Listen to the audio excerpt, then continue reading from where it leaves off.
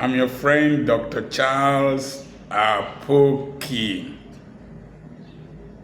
Thank God I'm able to reach you today. You know, the things I share with you are the things that brew in my heart. And I try as much as possible to share them with you, sometimes to get your opinion. And I would like you to also share your opinions on this video. There is a principle called the Pareto principle. Vildredo Pareto. He said that 80% of your efforts will bring 20% returns, while 20% of your efforts will bring 80% returns. I don't know if he said this, but what I learned from him is that I concentrate my energies on that 20% effort that brings 80% returns, so that I can have a lot of time to myself and to enjoy this life. As one gets older, you need to review a lot of things. I was watching a video from Japan. They were asking people my age bracket and those who are older than I am. They were asking them what are their greatest regrets in life and what would they have done better. And I also want to ask you some questions. Number one, who amongst these groups have contributed to your life the most? Mine might be different from yours, because every man's design is different, and the way life relates with him might be as a result of his design. These are the things that take our times. Religion. Let's take the richest man in Africa, Dangote. What do you think has contributed most to his life? Is it his religion? I know religion can form the background for principles and practices. A majority of his customers, Muslims, a majority of his customers from the northern part of Nigeria, those who buy his cement, those who buy his noodles, those who buy whatever he produces, are they majorly from the northern part of Nigeria? Are they Muslims or what? Number two, let's take somebody who owns an airline in Nigeria, like Peace Airline, Onyema. Are the majority of his customers Christians, or those who patronize him are from other religions? Are majority of his customers Easterners? These are questions I'll be glad people can answer. Let's take Agofure Motors. A majority of his customers Urobo people, or Christians, or different religions enter his buses. Let's take Mo Ibrahim. A majority of his customers from his religious persuasion. I wake up every day with demands from people predominantly of the Christian faith, asking for one assistance or the other. I am usually disturbed by the fact that these individuals spend so much time in the church. These individuals pay their first fruits in their churches. These individuals give their offerings in their churches. These individuals are workers in their churches. But in times of need, they don't go to the churches for support. Rather, they come to people like me who don't run churches. So I keep wondering, where do I get money from to help you? Is it from the cassava, the garri that I produce, or like potatoes I sold online today? Or is it from the school where most of you who are asking for help from me do not bring their children?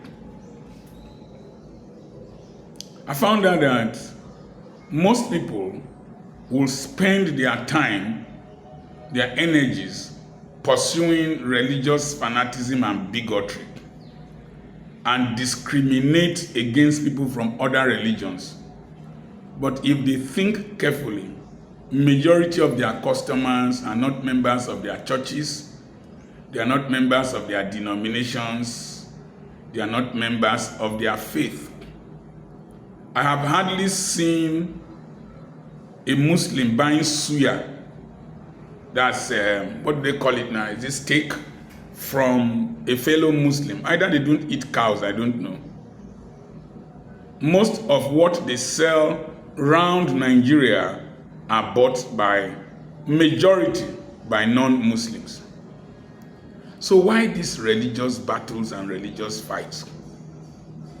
You will find out that the higher you go in personal development, business development, development of your career, most of those, let's take business, let's just settle on business. Most of those who will patronize you, if you have grown well, developed well, expanded well, might not even come from your congregation, might not come from your denomination, might not come from your faith.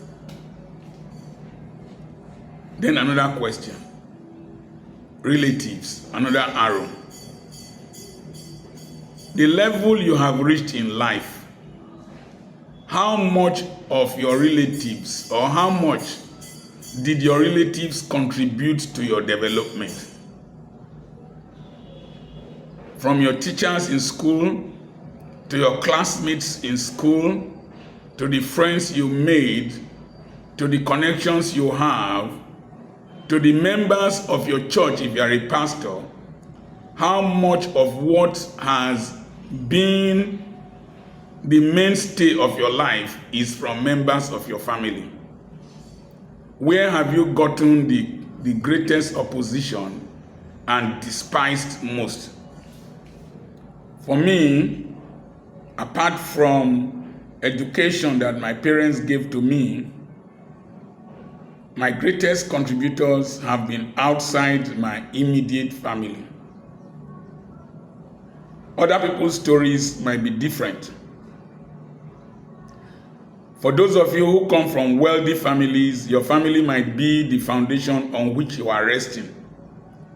But even that your family business, most of those who make that business grow are not members of your immediate family.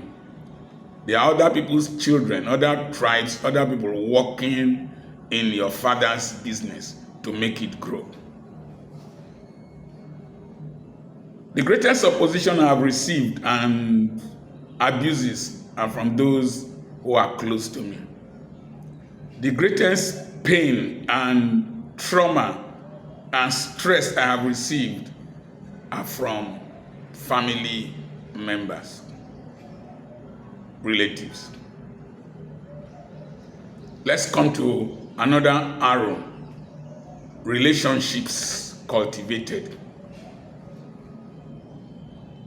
The greatest contribution to my life has been from relationships cultivated outside my tribe, outside my denomination, outside my congregation, outside this town where I live in,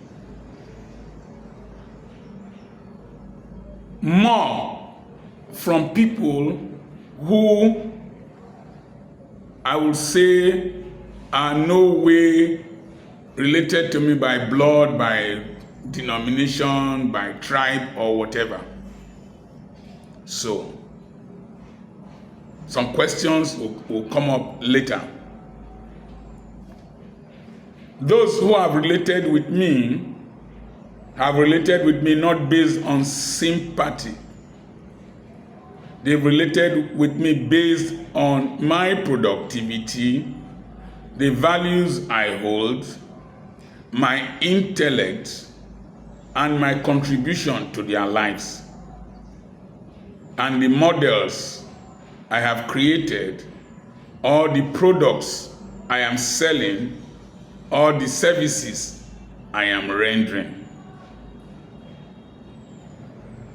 One other thing is that you will ask yourself, your relationships with people, are they born out of being your relatives, being from your religion, being from your tribe, being from the same secondary school, or your personal development? One of the things I have found in life is that if you want people to contribute to your life, or you want to grow in life, grow yourself. Grow yourself. Grow your character. Grow your capacity. Grow your competence. Grow your charisma. Grow your connections. Grow the content of your mind.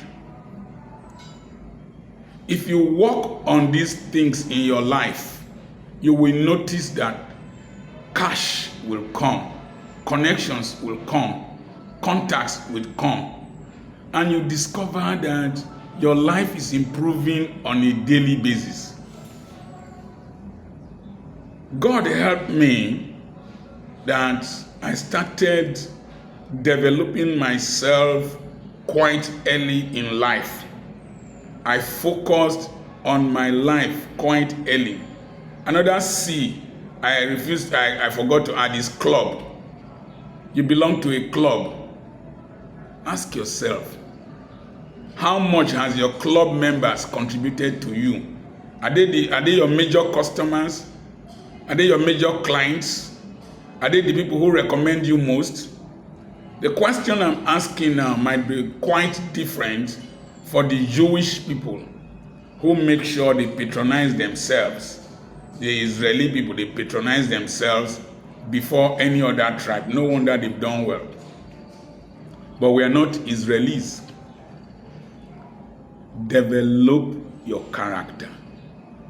Be a man of integrity. Be a man of punctuality. Be a man of reliability. Your friend who is good to you is better than 7 brothers joined together.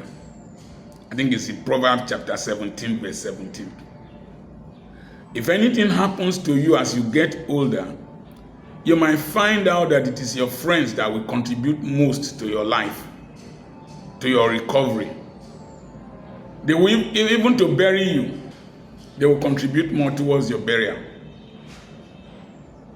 Your relatives will place demand on your children. Your relatives will constitute a nuisance to your wife. Why don't you build friendships beyond your immediate family? Build connections beyond your immediate denomination. Your denomination will even place demand on your children. They will check your tithe card. They will check this, check that. Tell you the choirs will need this, the clergymen will need this, those who are coming to preach, they will place an unnecessary demand on your wife and your children. You might be surprised, it's your friends, your contacts, your associates that will stand by your wife and your children.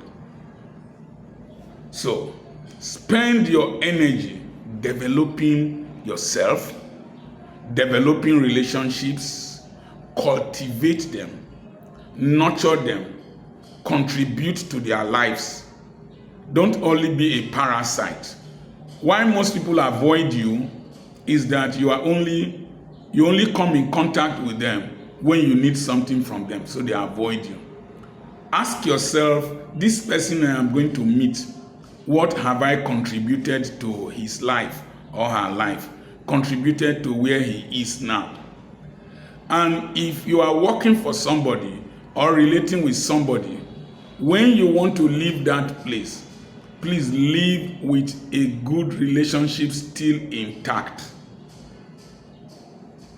Live with the average person at the base of the pyramid, somebody who will not grow, always severs relationships with anger, frustration, and lives for the moment. Your network will form your net worth. Tree way near tree. Now make monkeys smart. Monkeys are not smart if they run on the ground. It is because of the proximity of trees that monkeys develop agility. As I stay here today I needed somebody to help me supply my potatoes. It was my lawyer that carried them to go and give to the lady that bought for her parents from Abu Dhabi or Dubai. I found out that most of the people functioning around me, making my life comfortable, are young men who are not my children. These are networks I started cultivating as I came to town. Initially, it looked irritating, but I understood that as I get older, these younger ones are the ones I can call on. They're all over the world. Some are sending things to me all over the world. When I needed money and materials for flood victims, it was the contacts, the people outside my family, outside my church, outside my denomination, outside my congregation that brought in materials that I distributed. I don't know how this message means to you, but for me, I'm going to spend the remaining part of my life making meaning in the lives of more people, outside and inside. But it is easier for me to make meaning to people outside, and they value them more than people inside. Can you imagine somebody will tell me, if I knew you 10 years back, my life would have been much better than this. But do you know I have cousins, nephews, who have known me for close to 50 years, and I have not influenced their lives? I have nephews who have come to live with me, who branded me an evil man, a harsh man, a miser, called me all kinds of names, and stole and left. They have known me for 50, 40, 30 years. But there are people who have just known me 1 year, 2 years, 3 years, 4 years, 5 years, 15 years, outside my denomination, outside my congregation, outside,